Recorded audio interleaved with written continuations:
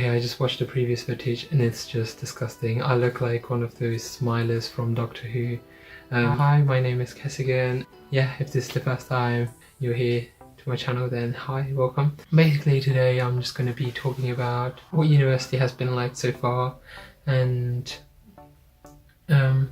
what I was expecting and what the realities are like. So I got a list down here below, so if I keep on looking down into that corner then that's probably why. So one of the first things that really concerned me was how expensive the city was going to be. So obviously it's central London, so everything's going to cost much more than living somewhere further away. So I was aware that obviously there's going to be travel costs and also just the living costs in general, so just like grocery shopping, everything's going to be much more expensive.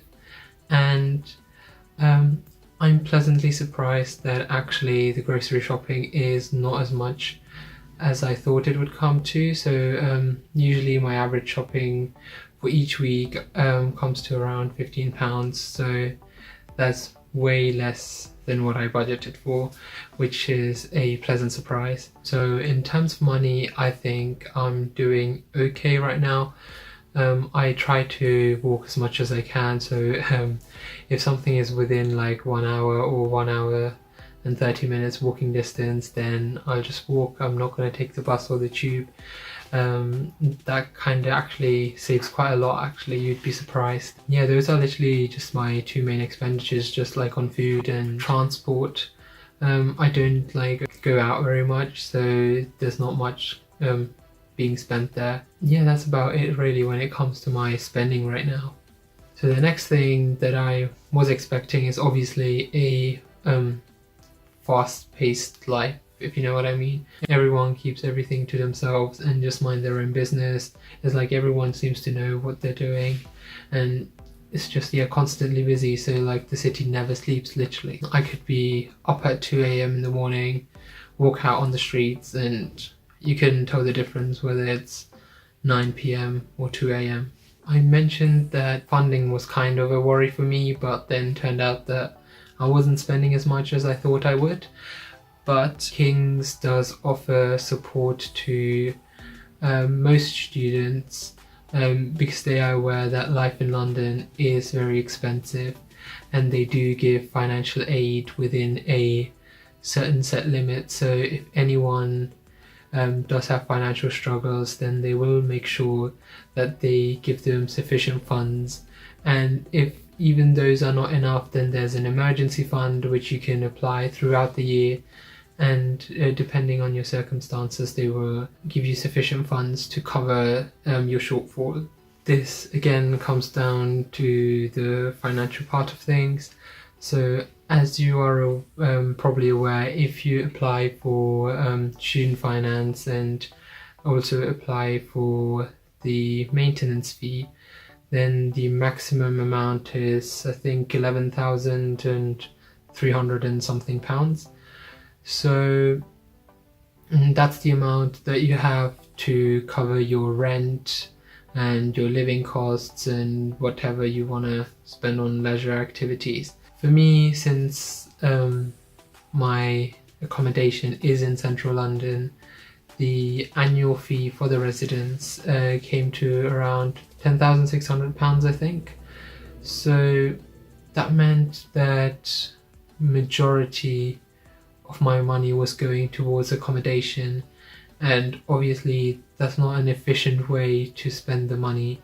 So I ended up applying to the CAS application, which is for King's Affordable Accommodation Scheme.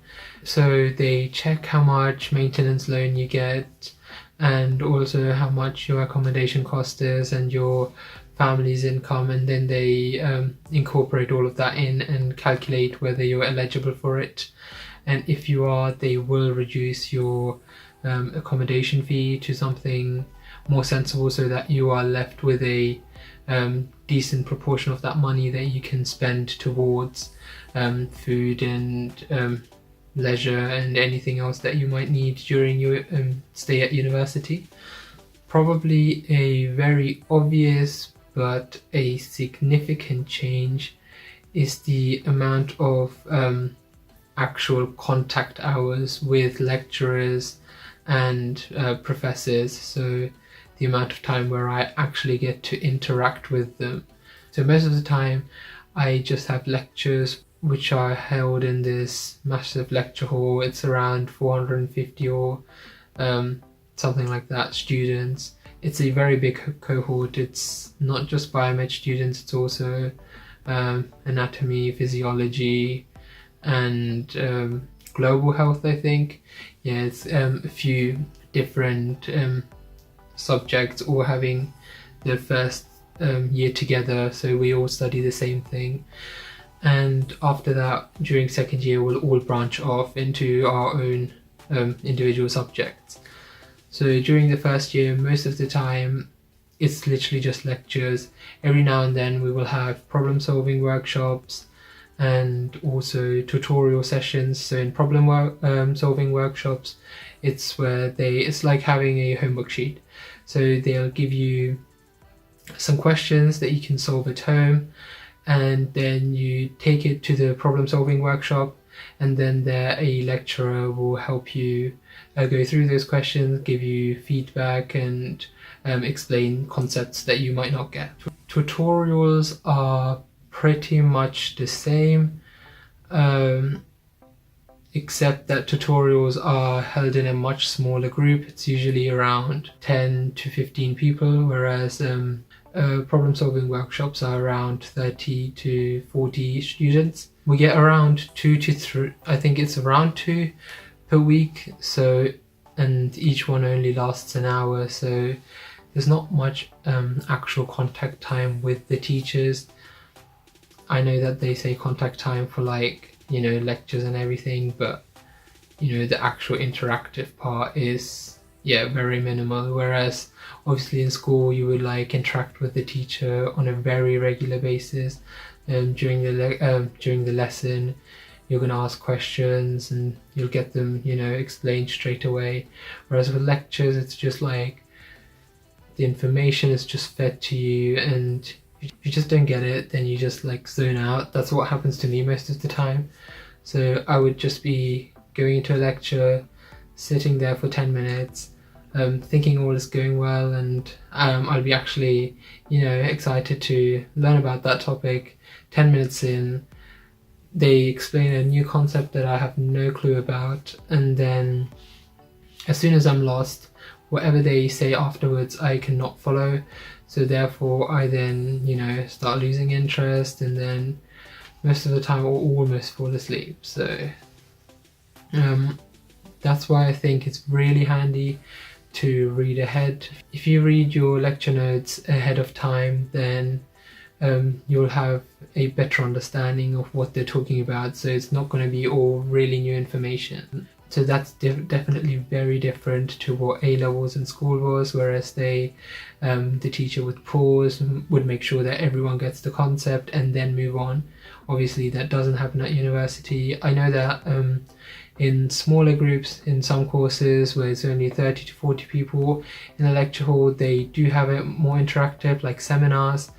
But where there's such a big cohort like mine, there's definitely no interaction at all. It's just all the information is just pushed towards you, and you just have to absorb as much as you can. So the next thing that I wasn't actually expecting at university was a personal tutor. So I'm sure you all had like personal tutors during high school, where like you would take, you know, AM registration, PM registration, and so there's a similar system in place here at university as well, except that you meet them like once or twice every semester. So you see them very rarely, but you can email them and just contact them and meet, make a booking and speak to them whenever you like, if you need to do so. I've had 2 personal tutor meetings so far, and in them we just, like in the first one, we just talked about how we found university, and we had also a poster presentation coming up at the time, which is over now, and it was alright. In the second one, we were kind of just talking about how we are finding lectures, how everything is going, if we are keeping on top of our work, and if we know how to structure everything. And time management is definitely a big issue, so my tutor made sure that we're all on track with that. I find that having a personal tutor is really helpful, as they are there to, if you need to talk to someone,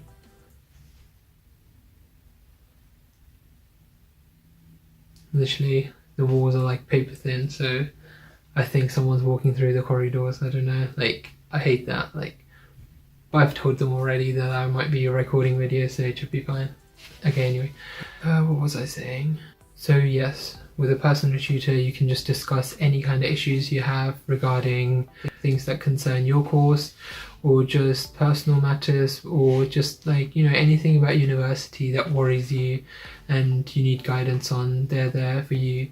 So I think that's really helpful, knowing that there's someone dedicated to looking after a small group of people. So there's only 6 people in my tutor group. We will have the same tutor for the entire course, so for the 3 years. So having the same person around for 3 years obviously makes it easier to talk to them and just be more open to them about what you want to talk about and stuff like that. So the next thing is obviously every school, every academic facility really has obviously some kind of coursework or some kind of work that you need to hand in. Not everything's 100% exam based. I think that brings me onto my next topic, which is deadlines and how to keep motivated. With school, the thing is, obviously if you have a project due in or anything, the teacher would remind you constantly, every single lesson, that you have something coming up. Whereas with university, it's just at the beginning of the term you're told, this semester you have this and this due in, and these are the deadlines. We recommend that you start on this date and submit it by this date. And that's about it. Some of the guidelines on how to go about the work, obviously that's all set out in the handbook for that specific module. Yeah, but apart from that, there is obviously not much of a reminder, or there's no one checking up on you if you're actually doing it, if you're on track. Most people actually submit it on the day it's due in, and the system gets overloaded and it doesn't get submitted on time. And depending on your subject, they might actually not mark it and disregard it fully. So it's not worth leaving it till the last minute. Okay, so now let's talk about time management and timetables and how everything's scheduled at university compared to what it used to be at school. So if you have been to college, you probably have noticed that you kind of have a bit more freedom compared to what it was like in secondary school. So university is a bit like that, where you just get a timetable saying which modules you've got, what what lectures you have, what tutorials, what problem-solving workshops you have, and the attendance for most of them, they say that lectures are compulsory, obviously, but then there is lecture capture. So I have noticed that from the beginning to now, it has already significantly dropped the number of people who actually attend. It used to be packed, people used to actually sit on the stairs, and now there's plenty of seats free. There is quite a bit of people who now rely on lecture capture. The way the timetables are is basically each week it's different, so it's not a set schedule for biomed. Attendance is not monitored, which means that you are more flexible and able to decide which ones you want to attend and how you want to study. So you still get the content covered, but you set the times when you want to learn and how you want to learn it. Obviously you can't do that with practicals. Practicals are at fixed times. Big thing you associate with university is societies. So these are basically clubs basically run by students, and obviously there's different ones for sports, music, cultural societies, arts and crafts, for many hobbies, and there's also societies for each subject. So each subject might run its own society to do exam prep, stuff like that. So as of now, I kept on telling myself that I would join a society, but I still haven't joined anything yet. Okay, this is kind of going back to the timetable and time management kind of thing. So 9 a.m. lectures. I have no idea how, like 2 years ago, I was able to wake up, 6 a.m. in the morning and just attend, an 8:30 lesson, just normally without being too tired and actually being present in the lesson, because that does not happen anymore. So 9 a.m. lectures, even if I wake up early, I feel awake. As soon as I get into the lecture theatre, it actually feels like a movie theatre. The lighting is very dim. Yeah, the seats are not really comfortable, but you sit there for 10 minutes, and as soon as you don't understand what they're on about, I think you just start zoning out. You're trying to understand what they said. You kind of lose the concept and just hear bits and bobs of what they're saying, and that just ends up leading to you just falling asleep, basically. So if you have watched my first ever video at King's, the Freshers a Week video, then you probably saw how for the first ever meal I made, it was literally plain pasta with some tomato sauce. It was just really bland and plain, and I was really worried at the time that obviously that's literally all I'm going to be eating, just plain bland food. But I'm surprised that within 5 weeks I actually managed to make pretty decent food. And recently we actually had a Diwali party. Me and a few flatmates actually cooked and served food to quite a few people, around 20-30 people. So I got footage of that, which I might put in another video. I might tell you the story in another video. But yeah, so food I was worried about, but I think the cooking skills have improved and they're getting better. Okay, so I think, yeah, I've made this video quite long. So anyway, thank you so much for watching, and I'll see you in my next video. Bye.